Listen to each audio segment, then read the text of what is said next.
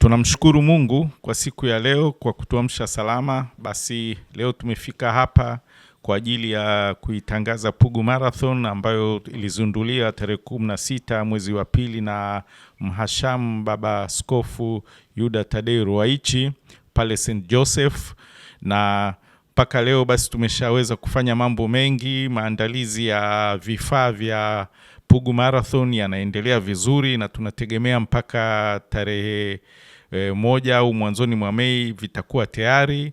Maandalizi mengine ya usajili na kulipia kwa Watanzania wote yanaendelea na maendeleo ni mazuri kabisa, na tunaendelea na matangazo kila mahali. Kama leo hivi mmeona tumekutana na nyinyi waandishi wa habari katika kuitangaza Pugu Marathon, tukiwa na mlezi pamoja na mjumbe wa kamati ya media. Kwa hiyo kwa ufupi mambo yanaenda vizuri na tunategemea kwamba mpaka itakapofika katikati ya mwezi Mei tutakuwa na idadi nzuri ya watu kwa ajili ya mbio zetu.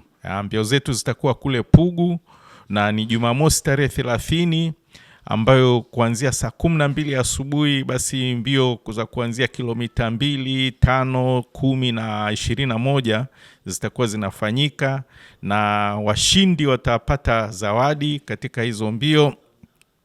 Na vile vile baada ya mashindano hayo tutakaa kama familia na kupata burudani mbalimbali ikiwemo muziki, michezo ya watoto, nyama choma, vyakula mbalimbali, vinywaji, vyote baridi na moto vitakuwepo na tutaburudika kweli kweli. Kwa hiyo tunaomba mjisajili, mjiandikishe na kulipia 30,000 kwa ajili ya mbio zetu hizi za Pugu Marathon.